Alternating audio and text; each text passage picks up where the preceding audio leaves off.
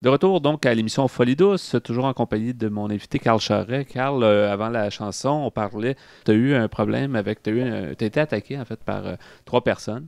Tentative de meurtre, on pourrait dire, jusqu'à un certain point. En tout cas, c'était assez avec un couteau et puis tu as perdu du sang au niveau de la gorge. D'ailleurs, tu le montrais en studio, donc tu as une cicatrice. En fait, les gens à l'hôpital ont dû travailler fort, je pense, pour t'ordonner. Effectivement. Qu'est-ce qui avait été les dommages?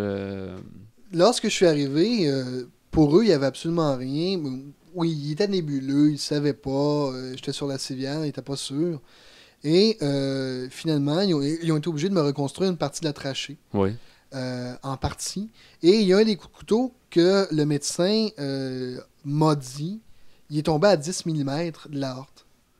C'est Donc, je suis passé à 10 millimètres de mourir.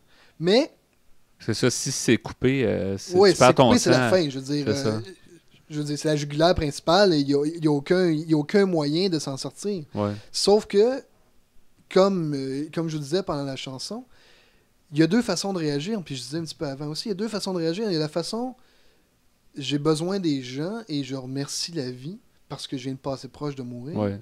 Et la façon, pourquoi moi, je suis en bleu contre tout le monde et je dis merde à tout. Ouais. Et c'est la voie que j'ai choisie. Cette deuxième-là, ouais. Donc, toutes mes relations avec les gens, que ce soit mon ancienne copine que j'ai quittée, Ouais. que ce soit mes collègues de travail que j'ai aliénés, certains amis que j'ai aliénés aussi. J'ai perdu beaucoup de gens. Ouais. Parce que souvent, les gens, je veux dire, bon, il arrive quelque chose à un beau-frère ou à un ami ou à de la famille, tu lui donnes une claque dans le dos, tu te dis, ben là, relève-toi, puis faites quoi, tu sais, ce couteau et pouce. Mais il y a une espèce de contrôle qu'on ne possède plus lorsqu'on est victime de syndrome post-traumatique. Et ce contrôle-là, de dire je me botte les fesses, je me botte le derrière, j'avance et je fais quelque chose de ma vie, Mhm. ben moi je l'avais perdu. Moi c'était comme la vie, bon ok, je suis encore en vie, mais je vais en profiter autrement. Dirais-tu que c'est un état dépressif? Comment tu t'associerais ça? C'est sûr que c'est un énorme traumatisme, mais est-ce que c'est considéré comme une C'est mini-dépression? Est-ce que... c'est essentiellement lorsqu'on vit le syndrome post-traumatique au complet, c'est une dépression, Ouais. effectivement. OK. Il y a le docteur Alain Brunet à l'hôpital Douglas qui est en train de faire une recherche avec deux, trois assistants sur le syndrome post-traumatique, recherche à laquelle j'ai participé. Mhm. Et c'est grâce à eux finalement si je m'en suis sorti. Parce que eux sont venus me voir sur mon lit d'hôpital pour me demander si je voulais participer. Moi, j'ai dit oui, tout de suite. J'ai dit oui à une seule condition. Je veux pouvoir lire votre recherche à la fin. Parce que le syndrome post-traumatique est devenu un de mes champs d'intérêt. Mhm. Je l'ai vécu, je voulais comprendre ce que je vivais, et j'ai compris beaucoup plus que beaucoup d'autres personnes. Et c'est eux qui m'ont envoyé une liste de psychologues qui étaient spécialisés en syndrome post-traumatique. Et de ces psychologues-là, moi, j'ai choisi traumatisme parce que je me disais, c'est avec eux que je vais pouvoir m'arranger pour les paiements et pour ci, pour ça. OK. Parce que l'IVAC, l'indemnisation des victimes d'actes criminels, qui est un organisme Ouais. gouvernemental, paye pour ça. OK. Paye pour certaines choses. Mais un arrangement avec l'IVAC peut prendre de 6 mois à un an. Donc, il faut que tu débourses, puis t'attends Donc, qu'il te... on débourse et nous rembourse. Ouais, ouais. Moi, j'étais déjà pas à plein salaire puisque j'étais en convalescence et j'avais pas cet argent-là, j'avais Ouais. pas ces sous-là. Donc, je me suis dit, en allant voir Traumatis, ça va me donner le pouvoir de négociation ou le temps de négociation. Mhm. Et Traumatis m'a référé à une psychologue extraordinaire dans le quartier Marlène, près d'Outremont, qui est Madame Dinard. Et c'est avec cette personne-là, depuis un bon moment maintenant, que j'en viens à comprendre ce qui m'arrive, que j'en viens à comprendre ce que je vis et à comprendre la chance que j'ai d'être encore en vie. Mhm. Dirais-tu justement que c'est certainement que ça a changé ta personne là, depuis cet acte de violence-là, puis ensuite aujourd'hui. Mais dirais-tu que ça t'a... au bout de la ligne, je sais que c'est très négatif comme événement. Est-ce que tu dirais quand même que c'est positif jusqu'à un certain point? Souvent, on entend ça, qu'il arrive un énorme stress, un énorme problème, puis les gens disent, dans le fond, ça m'a donné comme un autre souffle là, à ma vie. Si je prends du côté égoïsme, si j'y vais de façon très égoïste, oui. Si j'y vais de façon où est-ce que je considère les gens que j'ai blessés, je considère les personnes que j'ai perdues Mhm. à cause de mes actes, non. OK. Mais pour moi-même, oui. Ça m'a donné une maturité que j'avais pas. Ça m'a donné un regard sur la vie que j'avais pas. Ça m'a donné une force d'esprit que j'avais pas. Un désir de vivre que j'avais pas. Mhm. Mais les conséquences de ces 4 choses-là sont tellement importantes dans ma vie à moi que j'en souffre encore aujourd'hui et que je sais que je vais en souffrir encore longtemps. Parce que ça a eu énormément de répercussions sur moi, sur ma vie, sur mes proches et sur mes relations avec les autres. Ouais. Est-ce que ces gens-là, justement, est-ce que tu renoues un peu ou si c'est encore trop frais? Parce que quand même, j'imagine qu'on peut parler même d'années avant de vraiment... déjà, tu dis que c'est mieux, mais je veux dire, à quelque part, je pense que d'arriver à reprendre un peu le contrôle puis à passer par-dessus, tout en sachant que c'est toujours là dans la mémoire, mais j'imagine que ça peut prendre un certain nombre d'années, mais est-ce que ça commence déjà à renouer un petit peu les liens ou si est-ce que tu as tenté des Mais choses? je pense, oui, j'ai tenté des choses, mais je pense que souvent, on peut aliéner une personne et on peut l'aliéner juste une fois. OK. Ces gens-là m'aiment et m'aimaient, ils vont probablement toujours m'aimer ou m'apprécier comme personne, mais ne veulent plus nécessairement avoir de contact avec moi, puis je comprends ça. Ouais. Il y en a des anciens collègues de travail, entre autres, qui, pour eux autres, moi, je suis passé à autre chose, je travaille maintenant dans une autre compagnie. Pour eux, ils veulent pouvoir passer à autre chose aussi, OK. et ils veulent plus avoir de contact avec moi. Il reste un peu avec cette image-là que tu leur as donnée à cette époque-là. Un peu. Ben oui, c'est ça. C'est parce que c'est une image qu'ils ont eue sur une longue période. Ouais. C'est que, je veux dire, c'était pas une journée où est-ce que j'ai pété ma coche et le pardon pendant 6 mois après. Ouais. Non, ça a été 1 an de pétage de coche.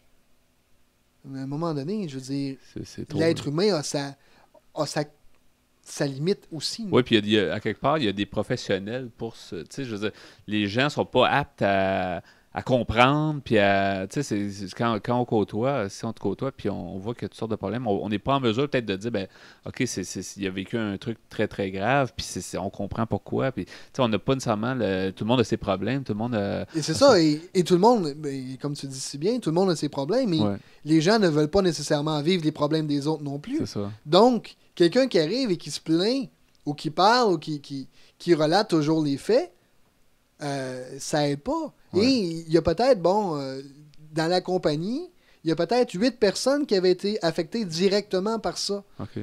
Soit les collègues qui étaient avec moi, des collègues qui étaient passés juste avant, qui avaient croisé ces gens-là, des collègues qui m'ont secouru. À un moment donné, pour l'esprit de l'entreprise, j'étais plus un poison qu'un poisson. Ouais, ouais. Donc, pour eux autres, ben, il était temps que je parte. Et pour moi aussi, parce que j'étais plus heureux. Ouais. Parce que cet endroit-là, physiquement, cet endroit-là, Montréal, ne me rendait pas heureux. Ouais. Ton collègue qui était avec toi, je me posais la question, est-ce que lui a eu un problème? Parce qu'étant pas attaqué lui-même, étant témoin de ça, qui est quand même grave, là, qu'est-ce qui s'est passé dans son On cas? en a réellement jamais parlé. Ce Ok. que j'ai, c'est des échos de gens qui y ont parlé lorsque l'événement est arrivé. Parce que j'ai souvent voulu y en parler et jamais moi j'ai pris la décision de le faire ou jamais lui a pris la Ok. décision. Sauf que je vous dirais que lui a été aussi, sinon plus traumatisé que moi parce qu'il a vu le sang, il a vu l'agression, il a tout vu, il m'a entendu crier parce que je beuglais. Ah ouais. Et il n'y a pas une voiture qui est arrêtée, il n'y a même pas un passant qui est arrêté. Et sauf que lui, il n'a aucune séquelle physique. Moi, on me regarde, on dit, mon Dieu, qu'est-ce qui t'est arrivé? Lui, il se promène normalement. Ouais. Et les gens ne peuvent pas comprendre, n'ont pas la preuve physique du stress qu'il a vécu ou du syndrome qu'il a vécu. Ouais. Et je pense que c'est plus dur pour lui que ça l'est pour moi.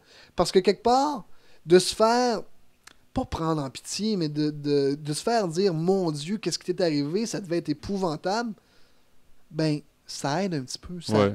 Ça aide à mettre un baume sur la plaie. Mhm. Donc, lui, ce baume-là, il ne l'a pas. C'est ça, dans le fond, tu relates vraiment ce qu'est la santé mentale. Dans le fond, la santé physique, quand les gens se cassent un membre, quand il arrive quelque chose, on le voit, on compatit.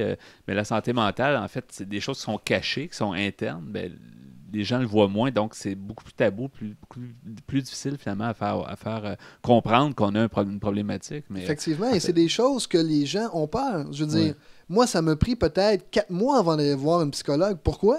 Parce que je me disais, il y a juste les fous qui vont voir des psychologues. C'est ça. Et c'est là, je veux dire, c'est un des derniers tabous qu'on a dans notre société. Je veux dire, il n'y a plus de tabou religieux, il n'y a plus de tabou politique, il n'y a plus de tabou. Mais il y a encore un tabou sur la santé mentale. Il y a encore un tabou sur les problèmes des gens et sur comment s'aider soi-même et comment aider les autres. Mhm. Je veux dire, on n'arrête pas dans la rue pour aider son prochain. Pourquoi? Parce qu'on a peur qu'il nous arrive quelque chose à nous-mêmes. Ouais. On est de plus en plus centré, mais on veut pas s'aider nous autres non plus. Ouais. Et souvent, on sait peut-être pas comment réagir. C'est ça qui est grave parce que moi, je monte à l'occasion en voiture ce tunnel-là. Puis à chaque fois que je regarde les gens, puis je me suis toujours dit c'est un tunnel qui est sombre et tout ça. Mais si je voyais un truc comme ça, qu'est-ce que je fais? Tu sais, je suis à 50 km/h, 60 km/h. Est-ce que j'arrête? Est-ce qu'il y a une espèce de petit mur de béton là, qu'on peut pas. Dont on doit arrêter, donc avant. Mais après ça, on se dit, ben, si je suis moi-même pris dans cette chicane-là, on ne sait pas d'abord si c'est une chicane de gang, est-ce qu'on ne sait pas si c'est une agression. C'est c'est difficile aussi d'intervenir, mais sauf qu'il faudrait le faire. Il faudrait Effectivement.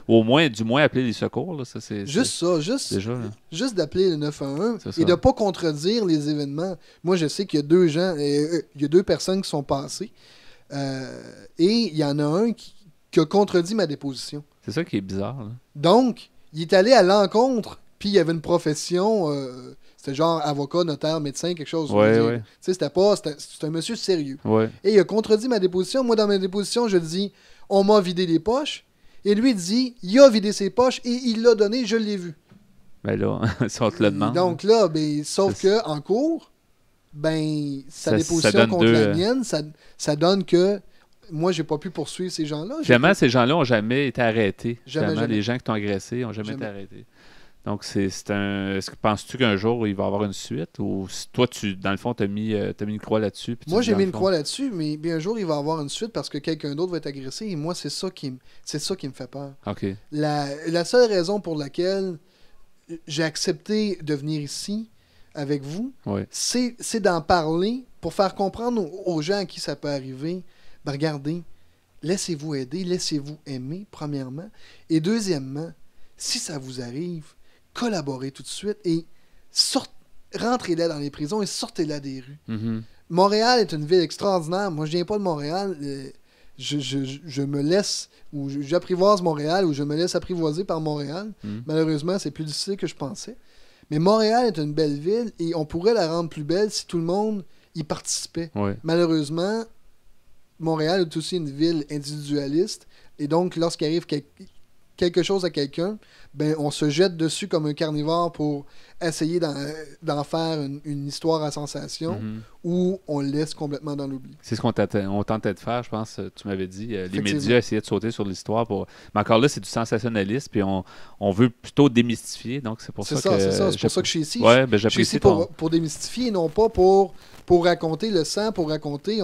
Tu disais, Ordon, tout à l'heure, que tu avais le visuel. Je suis sûr que tous les gens qui sont dans leur auto, qui sont à la maison, ou peu importe où est-ce qu'ils sont, ont vu le même visuel que toi tu as vu. Je veux dire, moi, je l'ai juste à y penser, mais c'est pas ça que je veux donner. Je veux faire comprendre aux gens qu'est-ce que le syndrome post-traumatique, et c'est très court ce qu'on a là. Mais qu'est-ce que le syndrome post-traumatique, et de pas nécessairement dire lève-toi puis marche avec une petite tape dans le dos. C'est plus d'écouter la personne, de voir pourquoi, de lui dire qu'on l'aime, de lui dire qu'on même si elle dit « je veux rien savoir, laissez-moi tranquille », ben c'est de persévérer. Ça rentre quand même à quelque part, c'est sûr que ça rentre quand même. Ça. Il y a beau avoir la plus grande des carapaces, ça va toujours rentrer. Merci Carl, ça fut un bon entretien. Merci beaucoup d'avoir accepté, c'est bien généreux de ta part. Ça me fait plaisir. L'exclusivité d'ailleurs à l'émission Folie Douce. Merci et bonne chance. Merci beaucoup. Salut. Au revoir.